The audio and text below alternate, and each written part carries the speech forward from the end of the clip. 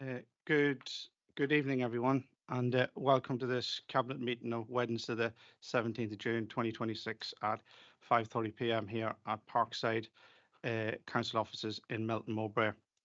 I'm just going to do some introductions in relation to. Could I ask members are asked to physically raise their hands in the usual way to indicate they wish to speak and use the microphones when speaking for the benefit of all present? And could I ask everybody just to switch off their mobile phones if they haven't already done so. As this is the first meeting of the new administration, I just want to introduce everybody, if that's possible, just so the public are clear who is who. So my name is Councillor Ronan Brown. I'm the leader of Melton Borough Council. Going round, members from right round to left is Councillor Bob Child, Deputy Leader of the Council, Councillor Dawn Pritchard, Councillor Ian Atherton, Councillor Alison Freer to my left, and then in front of me is Councillor Mike Brown, Chair of Scrutiny. Thank you, Mike, for coming today. Also, we're supported by officers here today, again from right to left, Martin Guest, Communications Manager Clive Tobin, the Monitoring Officer, Michelle Hurd, Deputy Chief Executive, Ed DeCovley, Chief Executive. We have Lydia Rustling on the line, and then we have Helen Ainge here supporting Democratic Services. So thank you very much, and thank you to the members of the public or councillors in the public gallery for coming to observe, if that's okay. Evacuation procedure. I will now provide a reminder of the evacuation procedure. In the event of having to evacuate the council chamber, please leave by one of the 6 emergency exits around the sides of the chamber. Please assemble at the far side of the front car park nearest to the park entrance. Officers will be on hand to assist persons who require any assistance. Public recording of the meeting. In respect to public recording of the meeting, there is legislation that allows the public to film, record, or use social media at a council meeting. This must not be disruptive to the good order of the meeting, nor include any filming or recording of the public seating area. Moving on. Apologies for absence. We've had an apology of absence from 2 councillors. One is Councillor Joe Orson, who unfortunately has got COVID and can't be with us today, so he's observing online. And the other councillor is Councillor Simon Lumley, who unfortunately had a pre-booked vacation prior to this meeting being set up, etc. So, is there any other apologies? No. Okay. Thank you. If I could move on then to the minutes and to confirm the minutes of the cabinet meeting held on the 15th of April 2026, and I'll move those minutes. Can I have a seconder, please? Councillor Child, a second. All in favour?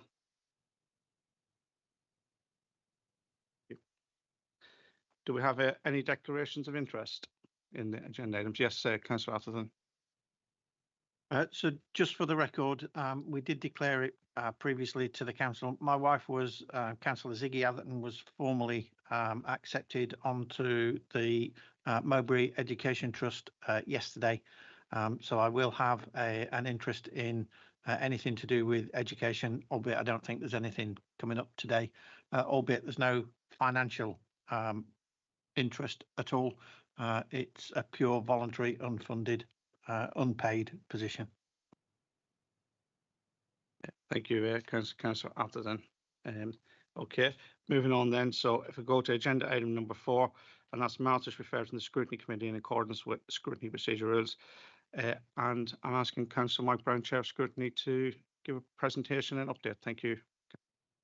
Thank you, Chair. Excuse me. You've got 3 reports before you from the Scrutiny Committee. I think I'll take them each in turn, then pause in case there are any questions or points of clarification people wish to raise.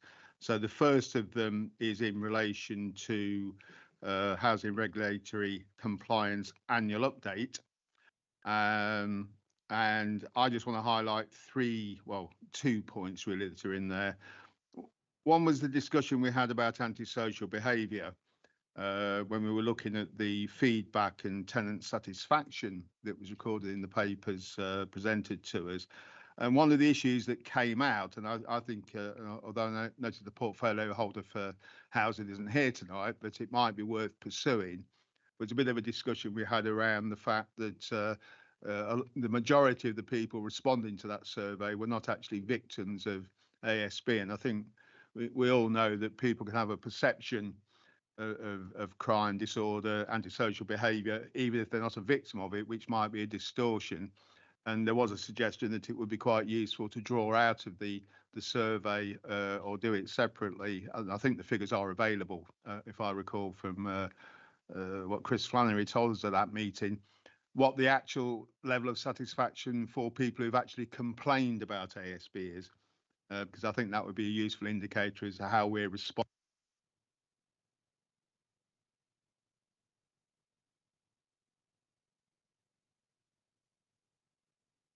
I think it's gone off a bit. Yeah.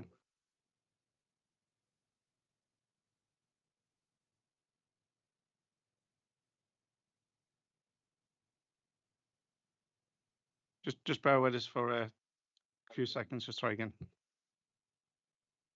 Is it on now? Yeah. I won't repeat what I just said because I don't remember what I said 10 seconds after I said it. So it was just to draw out that particular point. And then the second point in the report, and I apologise because obviously I approved the report going forward, but I think the last item was about where there are occurring issues of damp and mould, particularly in households with children, etc. I don't think it comes out clearly here. The point was being made is where we have concerns, and often damp and mould is picked up not because it's actually complained of by a tenant, but because for other reasons we're going into a property and we identify it. If we're concerned that the tenants are not responding to the advice and guidance they're given and their repeat occurrences, and there are vulnerable people in that house, then we have a responsibility to take that further. And I think it just says here signposting the tenants to the appropriate agency, and that wasn't really what we were saying. It was that we ought.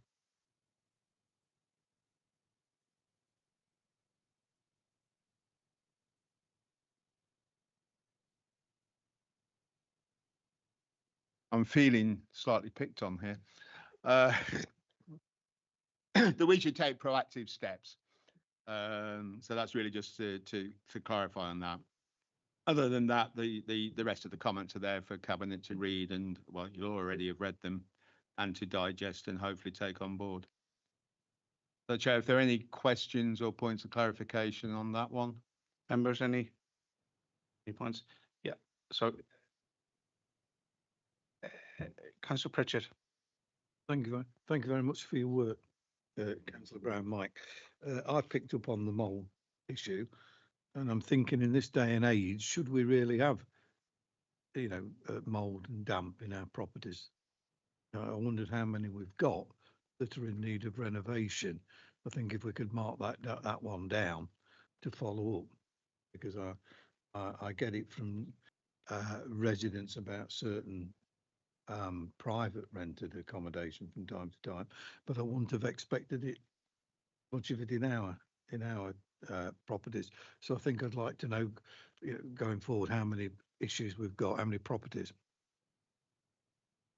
Councillor, do you want to come in? Because I know you're set on the Landlord Assurance Board like myself. Well, yes. I mean, I think obviously the focus on damp and mould comes about now, particularly not it wasn't there before, but particularly because of AWAB's law. And I think it is a fact that however well maintained and built the properties are, occurrences can occur, and it's how we deal with them quickly. I'm quite embarrassed. I will actually admit, just on your point, Councillor Pritchard, when my eldest son left home finally some years ago, and I took the posters off the wall, his room was covered in black mould because he never put the heating on or opened the windows. So it can happen in any property. So it's not necessarily indicative of there are defects in how we maintain or the quality of our properties. It's just something that can occur for a variety of reasons.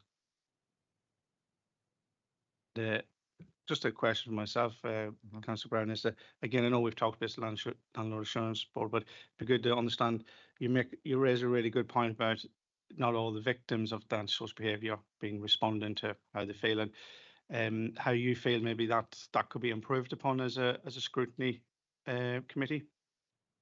Well, I think it was well, in terms of improving how we deal with antisocial behaviour. That's an ongoing and challenging task, isn't it?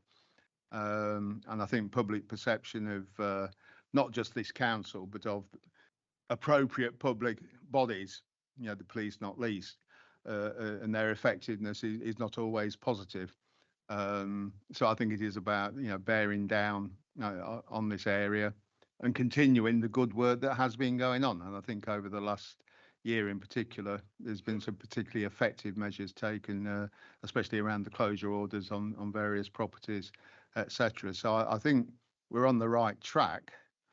What is important, and I think that's why these things need to come to scrutiny and to the Landlord Assurance Board, is that we don't take our foot off the pedal and it continues to be closely scrutinised and monitored in the appropriate way. Thank you. Yeah, Councillor Freer. Thank you. It was a kind of a comment question about the perception. I totally agree with you about perception. It's been like that since I was a councillor for 18 years. People see something and then everybody feels as though there's an issue. I note that their officer response was about the walkabouts, about the proactive work that's being done. Was there much discussion about how the scrutiny members thought that it could be tackled in terms of making reassurances to the community that everything's great, is not as bad as it may seem, kind of? I think it'd be misleading on me to say we honed in on that in particular, but I think the general thrust of the discussion was the sort of work we're doing is the right work.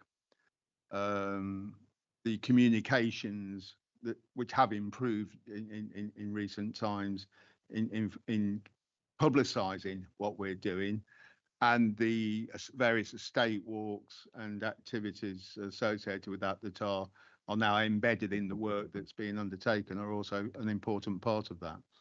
But I think we all know as councillors, don't we, that we get in our email boxes, people will raise all sorts of things with us based on what they think the state of things is, which aren't necessarily accurate, and trying to reach out to every member of the community and reassure them and inform them is hugely a huge challenge. Okay, enough. Thank you, everyone. Yeah, Councillor Brown, do you want to move on to the next report then, Landlord Assurance? Yeah. Now again, it's part of the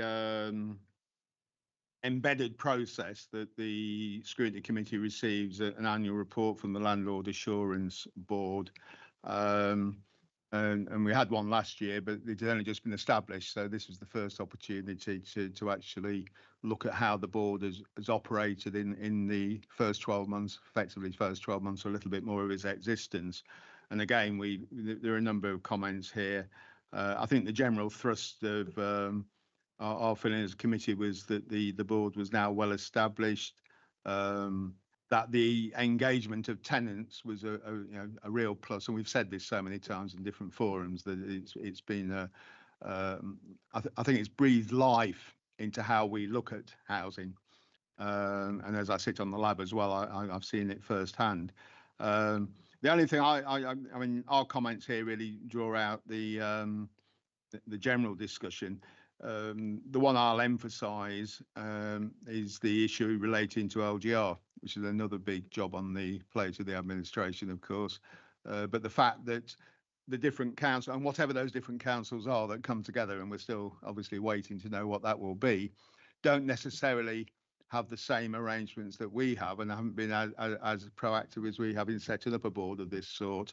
And it should be a key priority of this authority going forward into LGR to actually retain, enhance and extend this approach. So it should be on the table for the negotiations. And I'm sure at officer level that's already a matter of discussion, but until we know the final shape of the new council, it's hard to progress it further than general principles. So it's just to emphasise that came out, and we had quite a discussion around the importance of that. Members, any questions or comments for Councillor Brown? Yeah, I agree with Councillor Brown. It's the Landlord Assurance Board is going to be a significant role for the new authority, and it's useful that it's been pulled out by the Scrutiny Committee. Thank you for that. Anybody got any other comments? Just from me, Councillor Brown, I'd just like to say that as chair of it, I think the discussions are very productive and go into depth, and I think all the main issues of getting from C2 to C3, sorry, from C2 to C1, sorry, going the other way around, is I think there's a lot of work going into that there, and I think we are tackling this authority is tackling the issues in relation to stuff like Abbs law and the new Renters' Rights Act, etc., which is very important. And we're also linking into the discussion we had the last meeting around linking in with registered social landlords and private landlords as well, which is very important for an authority with a small housing stock. So again, I'd like to thank you for your positive input and good critique, and also all the other members of that board. Thank you. Do you want to move on then to your next report, which is on the stockyard?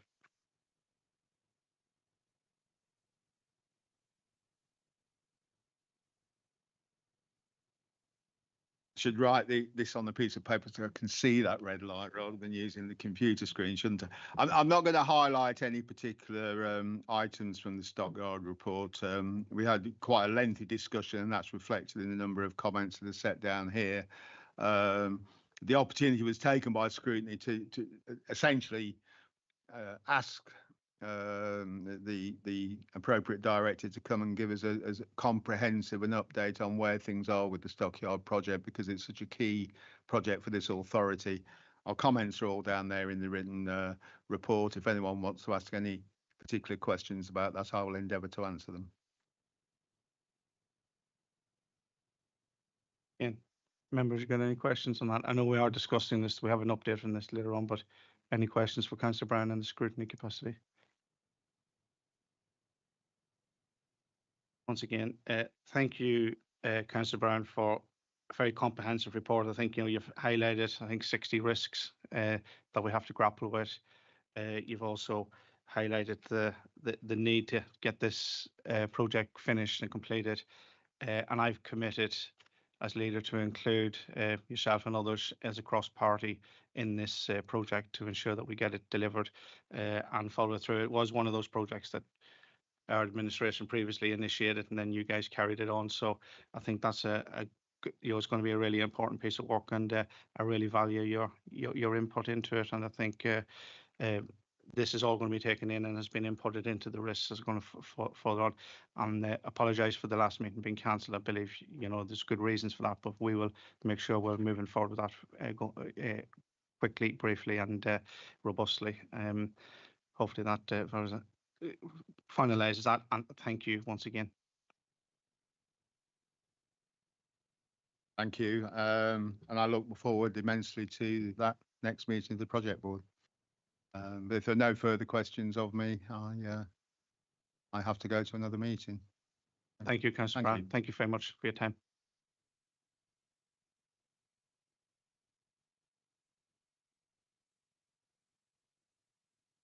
Right, moving on. The next item is the Corporate Performance Risk and Feedback Report 2025-2026, Quarter 4.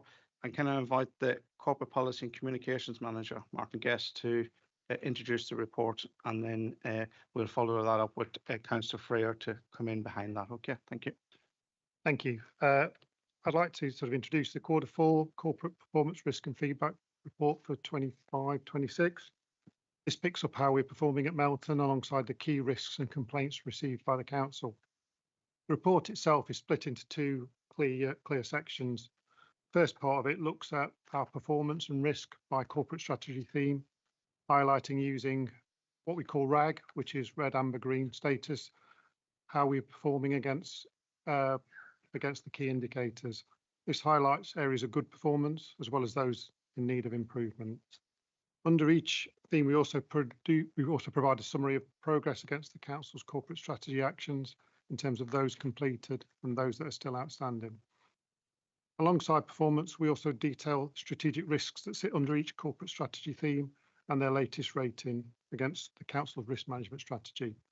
A diagram of all of those risks are shown at 5.3.6 of the report. The second section starts at 5.10 in the report and looks at feedback and in particular complaints. Looks at the number of complaints we've received as a council, the breakdown across the 3 directorates, looks at whether that decision has been upheld or not, and the number of compliments. Alongside the number of trends, there is also contextual information around why some of that might be happening in terms of performance. That's in essence the report. I'll now hand over to Councillor Freya, who will go through the report, particularly highlighting some areas where we're performing well and those areas in need of improvement, and how we're going about addressing those. Councillor Freya. Yep. Any particular comments you have or anything you would wish to highlight at this stage before bringing the rest of our colleagues in? Bring your microphone on, please. Sorry. Do apologise. Just thank you to the officer for the really good meeting that we had that went through it, because it's quite a large report, and it was one of the comments. There's a lot of information in there to kind of disseminate, and we looked at ways in which we could probably kind of start to categorize, classify some of those things into kind of short, medium and long term risks, so that we can see what's in the short term, what needs to be addressed almost immediately, then medium term to long term, because I thought that was kind of important, especially when we're looking at resources and resources being an issue. It might help to organise those things, and for members to understand priorities in terms of what the council priorities are, looking from the performance and risk aspect of it. Looking at this report, there were some key areas that the authority is performing well at, which has been spoke about. We've got rent arrears. The council is performing really well. It's continuing to reduce over the last 2 years to a low of 2.94%. It's a key area of focus for the team. Another area that's doing well is the council tax collection efficiency, and those rates are really positive for 25-26, and the council's continuing to perform well year on year. And then the percentage of food hygiene inspections that are undertaken within 28 days of opening, registered food businesses are performing is well in this area, from a low point of 63% and remained above target at 96%, and is now at 100% in Q4. So there's some really, really good positive areas that are listed in the report. And then looking at a few there are 11 areas that are categorised as red on RAG rating, but some of those key highlight points: relet time for council housing, which we know has been an area of significance for us for quite a number of years, but that is on the rise, but the officers are looking at proactively addressing this. When we go to the planning area, making planning decisions within 13 weeks, performance has fallen from 100% to 80%, and non-major planning decisions taking 8 weeks or agreed timetable has fallen from 83% to 61% in Q4. It's disappointing, but we know we've got a clear strategy looking at the planning area.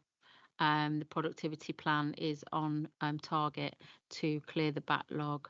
And then when we look at waste and recycling, we had a discussion about the recycling rate percentage, and some of the forget the word, when the recycling's going to plant, there's some contamination in it, and that has kind of contributed towards the rate of recycling, which is lower than expected. But we're aware of it, and we're looking at raising awareness with the tenants. We've got a press release going out to try and encourage tenants to look at their recycling and smarten that up, so that we can engage. Obviously, we've got a really good forum with the tenants, but we need to do that obviously with the community as a whole, to highlight that. So for me, they're the key areas. If any other officers have got questions or comments, I'm sure myself or Martin will be able to help you with that. Yeah, I could open up to the rest. So Councillor Child first, then Councillor Pritchard. Yes, I've had a look at the 3 red areas in my portfolio, and one is the NNDR collection efficiency. That is about 2% down on last year. I know it's early in the financial year, so I investigated the reason for this. Although the collection rates are down for both nationally and locally, there was a large refund made of just under 400,000, and that's actually distorted the figures for the NNDR collection. Well, 2 authorities in Leicestershire didn't even provide any figures, so I'm happy with that. That's moving in the right direction. With regard to sundry debtors, that's also been distorted by an invoice which was raised for a Section 106 visibility development, and that is not collectible and is likely to be cancelled in the near future. So that's partly the reason for that. The other one is more substantial, and that involves 2 units at Snow Hill. Now, post-inspection, the structural surveyor advised that they need to do further intrusive investigations, specifically to excavate trial pits to see what the problem. There's a massive crack between the 2 units, so we need to get that done to fully understand the reason for the crack between the 2 units. Now, we're aiming to coordinate the work so that trial pits are excavated next week, and the 28 tenants of those units have been asked to clear the rear so that they can decide exactly where these trial pits are going to be excavated. Some have cleared the rest, and they're looking at contacting the landlords of the units to see whether the rest can get them clear. So as soon as that is happening, the structural engineer will attend immediately to inspect and report, because what I want to do fairly quickly is to see whether these 2 units can be re-let and increase our income in that area. Thank you. Thank you, Councillor Child, for a very comprehensive, in-depth look at that. Councillor Pritchard. Thank you very much, Leader. 3 points. Firstly, planning comes up in a later document, so I'll leave planning alone. The other one, the recycling reduction. In 2019, when I had a tour of the central recycling, we were up there with Rutland as a top recycler, and so there has been some slippage there. So that's something I'm interested that's looked into. Just the 3rd point on page 26, paragraph 5.48, it says agree arrangements to enable accessibility audits in the town centre. This will be incorporated into the development of the Country Park Master Plan. Well, the accessibility audits have been down in a previous annual objectives, and Councillor Cliff has been doing some work with the bid, of which I'm now fully supportive of continuing that. And I've called for a meeting with the director and interested parties and Councillor Cliff looking at that in terms of the public realm within the town centre. It's all to do with the purple pound, disabled people and spending, so that's being taken up. Thank you. Councillor Pritchard and Councillor Atherton. Thank you, Chair. Members may recall that at the briefing we had on this a week or so ago, I raised some queries regarding information that underpinned some of the detail in Appendix A. really to aid understanding. That information has been provided. So thank you to Kirsty Campbell, Ryan Finnegan, and indeed to Martin Guest for providing all of that. It did result in item PLP 102, which is one of the counts of footfall. It resulted in an error being uncovered in the data we were provided with a week ago. That has been updated and the information we've now got is correct. So thank you to Martin and the team. Thank you, everyone. Just some observations from myself reading through the report, and thank you. It's very comprehensive, Martin, and the briefing was also thank you for coming back with the answers. But I think through the Landlord Assurance Board, we need to really keep our eye on housing. For example, I'm speaking on behalf of Councillor Lumley, who can't be with us today, is on repairs and how we carry out repairs, the complaints, the satisfaction, complaints as well within housing and outside of housing as well, how we respond to those. And when we keep an eye on that, voids is something that we've seen that's going, and we're on board. I'm just saying this for transparency to say that we show the public that we're actually on the ball and we are having these discussions internally. Yes, I get your point, Councillor Pritchett, in relation to planning, but we do have that challenge around the non-major planning decisions, and we will bring forward plans to enhance the planning service further from what the previous administration had done, and which I've talked about in the public domain. We do need to keep an eye, I think, on one of the risks is around staff retention going through local government reorganisation. We've got another report coming further, so I'm not going too much of that there.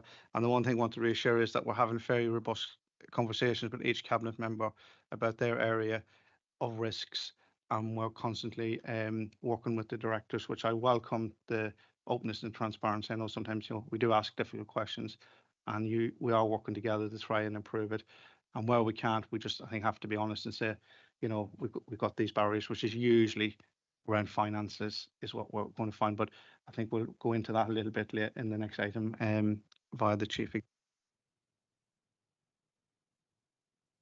That brings me on actually to the next item, which is local government reorganisation. And I'm going to ask the Chief Executive, Ed de Coverley, to introduce that, please. Thank you, Leader. So the report you have before you today covers a fairly seismic agenda for local government. The devolution white paper that was published some 18 months ago and then codified in the English Devolution and Community Empowerment Act does represent the biggest change for local government in a generation. We have, as you'd expect, provided a number of updates to Cabinet and Council over the last 18 months. And this report represents the first formal update to Cabinet since we submitted proposals to government in November 2025. And just a brief reminder, there were 3 proposals submitted for Leicestershire and Rutland, and that will see the number of councils reduce from the current 10 to either 2 or 3 unitary councils.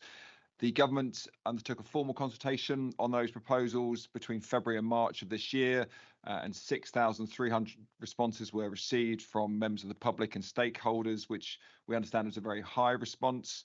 And we continue to expect a decision on the outcome of governance deliberations on those proposals for July 2026, so within the next 4 weeks. So the main purpose of this report really is to provide a formal update on the work that's been undertaken since we submitted the proposals. And whilst we are not clear on the outcome yet, as 10 councils, we've given a firm commitment to each other, and we reiterate it to our community that we will work together, whatever the outcome, to deliver the best outcome for our residents. Section 5 of your report sets out the work streams that we currently have in place. This is preparatory work. We describe it as no regrets work. Essentially, it doesn't matter what the outcome is, it's necessary.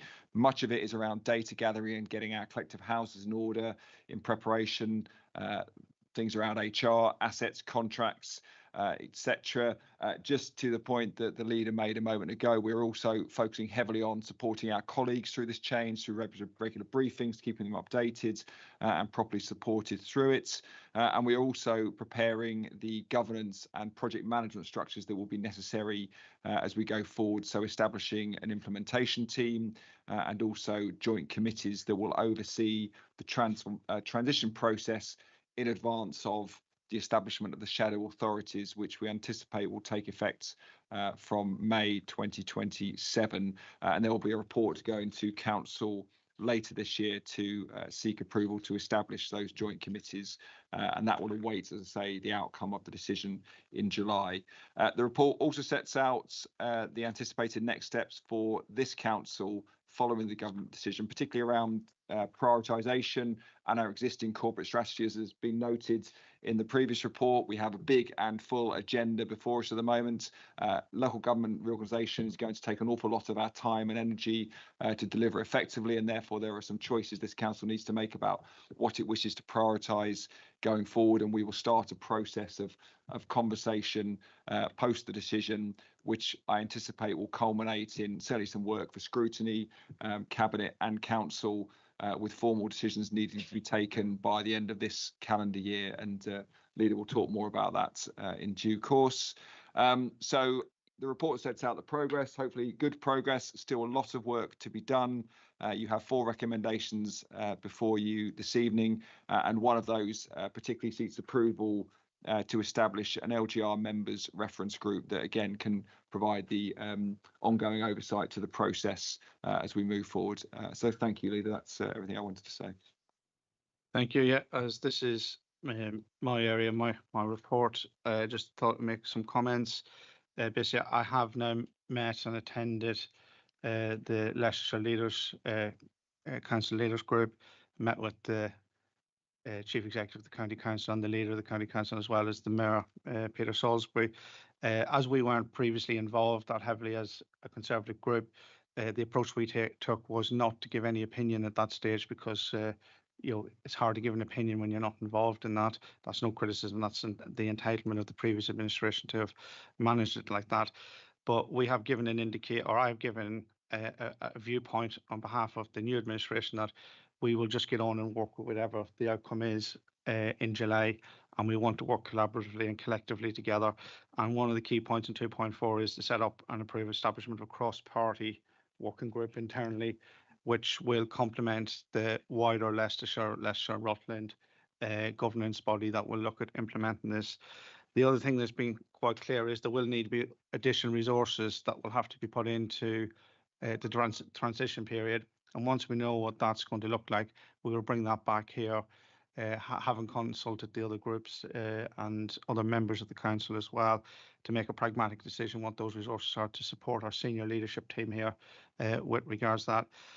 And the final thing I just want to remind everybody is that we are talking about, there is officer support in this. We are politicians. We'll go into shadow unitary elections next year for those who wish to stand, and that's entirely up to us. So, while we go through this, we sort of need to leave the politics at the door, really, and to support our colleagues, to try and retain staff, support staff, and give staff the opportunity to progress their careers, and look at the opportunities to ensure Leicestershire, whatever way that looks, is moving forward and has a bigger, basically impact by having unification. And I will do all I can with the rest of you cabinet colleagues, as we've discussed, and hopefully cross-party, to ensure that happens, etc. But the conversations with the county council, the city council stuff, have been very positive, and we'll hopefully reset those relationships. I kind of thank the chief executive for assisting us with that, and I believe we're meeting the county council next week as well to continue another meeting again with them. So can I open it up now to members? So Councillor Atherton, who does support me as on the LGR agenda. Thank you, Chair. I just want to reinforce the point that both yourself and Ed have made. One of the key themes that comes out of certainly the meeting that I've attended and the online videos that I've watched, two key things. Data is key. So we need to be collecting the data right now, not wait. And the other is cooperation. Without cooperation, it won't work. And that's not just cooperation within this council, it's cooperation with those outside the council. So other authorities and indeed all the third-party organisations that all the districts and the county have to deal with. The final point I'd like to make is I was heartened, if that's the right word, to listen to a debate in Westminster not that long ago following a question raised by one of the Leicestershire MPs of the secretary, the minister running local government reorganisation and the debate that followed. In summary, she promised that the outcome for Leicester, Leicestershire and Rutland would be one of the 3 submissions that were put to Whitehall. They would not start with a blank sheet of paper and come up with their own solution, so I'm heartened by that. She did, however, caveat that there may be tweaks to whatever solution comes about. Read into that what you will. And I further caveat it by saying a promise from a minister in Whitehall is just that. Thank you. Very well put, Councillor Atherton, I think so. Anybody else? Any colleagues want to comment before we move on? Thank you. Right, moving on to item number 7, which is Cabinet. Oh, sorry, apologies, I'm getting way ahead of myself. Could I ask if we could all vote on 2.1 to 2.4 collectively? All those in favour? Thank you. And apologies that I went ahead of myself there.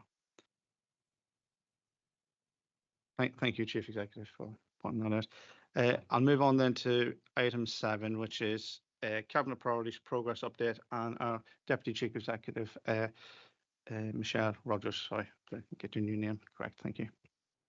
Thank you. I can't get used to it either. This report follows the change of political leadership of the council in April this year, the formation of a new cabinet and those initial areas of focus and priority being established. As this is the first cabinet meeting since the new cabinet was formed, it was agreed that it would be important to support transparency and visibility of those priorities and the initial progress being made against those. I won't go into the detail of all of them because I'm sure individual cabinet members will want to comment on those, but just to summarise those areas of the report, the specific early priorities identified by the cabinet are to manage the LGR transition well, and we will hear a lot about LGR in all of these meetings, I'm sure, but particularly including support and engagement on an ongoing basis with parish councils, which I know has been identified as particularly important to the cabinet. The second is around investment in the Melton Town Centre, so tidying up and refreshing street furniture and supporting the planting within the town centre, which is underway. Delivery of the stockyard projects, which we've heard from the scrutiny update earlier on, is very much underway, and that progress does continue. Continue to invest in and supporting the planning service improvements, and the report details some of those improvements that have been made to date, and I know there are ongoing conversations about further support, focus and investment in that service. A review of assets and making sure that the cabinet are comfortable with the decisions taken and the next steps in relation to assets that the council owns. Further focus on economic growth and inward investment, strategic partnerships, and I know the leader, you're particularly interested also in those business partnerships and relationships linked to that, and then maintaining progress on those key programmes, key projects that were underway at the time of that transition. I'll leave it there, but the report does just point to some particular areas of update. I'm very happy to support if there are any questions, but also just to note that the scrutiny committee are due to receive a full update from the leader of the council on their meeting on the 25th of June, where I know a lot of these points will be covered in more detail also, but I'll leave it there for now. Thank you, Leader. Okay, yeah, I know this report is in my name, but the fact is that I think we're all involved in this as a team. So what I'll do is I'll open it up to other colleagues rather than making points on behalf of other people. So if you've got anything specific on your area in our priorities, I'll ask you to come in and make those points or ask questions. So I think I've got Councillor Child's hand up. Yeah, it's not really within my priorities, but I think it's a very important improvement for this 20,000 we're spending on the improvement for the town centre. This is coming from the corporate priorities reserve, and we're looking at additional weed treatment, the refurbishment of the benches, cleansing of the litter bins, and it is going to be a massive improvement within the town centre design guide, and I fully support that inclusion. Thank you. Anybody else got any comments? Councillor Atherton. So coming back to LGR transition, which is 5.3 of the report, albeit not a priority for the council as such, or what I'm just about to suggest isn't a priority for the council as such. There are online in the Local Government Association website a number of videos that I would encourage members and officers alike to find time to watch as individual priorities. They provide good knowledge based on experience of those that have gone through it, mostly positive. There are one or two areas that are highlighted of things that we should absolutely avoid. So well worth, as individual priorities, finding time. If anybody wants the link, I can provide it. But they are good. Thank you. Anybody else? Councillor Pritchard. Thank you, Leader. On page 89, on the planning service, para 5.61C, the launch of Spark. Two types of engagement with councillors and officers on planning, and I think the first starts tomorrow. This is the first tomorrow, and then the deeper one on the engagement on the 2nd of July, and I think that's got great potential for ironing out queries from members. The second point is at paragraph 5.6.2. Following the approval of funds by the leader and the deputy leader, the changes to the organisation structure are going ahead at pace, and we'll be looking to push the sort of improved changes through organisation structure with some gusto and speed. So there's some oomph, to quote retired councillor Melise Graham, some oomph being put into it. So that's that on that. And Councillor Freer. Yes, thank you. So looking just at my area in terms of the town centre aspect of it, there was a query to do with the town centre design guide in terms of the painting of the bins and the colour. I know officers were looking into it, and we were looking how we could manage that situation, because we have got a colour scheme in the town centre. So we're just waiting on an update for that. I think in terms of that we're going to go ahead with the town centre colour scheme that we've got, yeah. So, but everything else, the work with the weeding and the planting and taking the bench has been taken away for dismantling, refurbishment and painting, and that's undergoing at the moment. So it's just kind of that outstanding little bit of a town centre design guide. Thank you, Councillor Freer. Just a couple of things for myself, just following on, is that the priorities that we have set have been priorities that we've listened to the public, what they want, but also we have to take into the corporacy and making sure the organisation runs as effectively as possible. And just to explain to the public, the town centre is important, the country park bridge is important. These are issues that may seem smaller but need to be dealt with, so we can get on with the bigger issues at hand, which, for example, Councillor Pritchard has mentioned the planning service, and if we can get that running much better than what it is, although there's been a lot of effort put into that, so it's not a criticism that effort hasn't been put in. That means that when local government reorganisation comes in, we can have our senior officers focusing on getting that right, and the rest of the team can continue on that there. And then the key projects at the stockyard and the relationship building with the county council, etc., is really, really important to me and to the rest of us, as we've discussed. We haven't forgotten about other things such as the theatre, etc., and we're having to work and build relationships quite quickly to look at what can and can't be delivered there, etc. And we're reviewing our assets. We're not throwing the baby out with the bathwater. What we're doing is what has been sensible and what decisions have been made, we'll continue with them, because we can't undo certain things. And then we're just asking for a review of the work that was originally initiated around the reorganisation of the rooms and the office space within Parkside, and we're re-looking at that to come up with a pragmatic solution to move forward to support services to the public, etc. The other thing is, when I came in and said I wanted transparency from what we're doing, and we've started putting out quite clear social media messages, factually based, about what we're actually doing. I'd like to thank Martin and I'd like to thank Michelle in relation to this stuff that's gone out this week in relation to what we're actually doing in the town centre. It's quite simple, it's quite straightforward, and it's, you know, it just says what we're doing. And I believe this week there's also a video going out for myself which will explain what our priorities are, and cabinet members will be doing that. It's not just about the leader, it's also about everybody else, and as appropriate senior officers as well will be encouraged to do that to get the message out so that we know what's going on. So that's a message ready to the public that we're here to be as transparent as we possibly can, and we're going to ask for ideas, and if there's criticism coming back, we'll respond to that. Not everybody will always like our responses, but we have to show leadership and we have to take a direction of travel, and that's what we set out in this paper.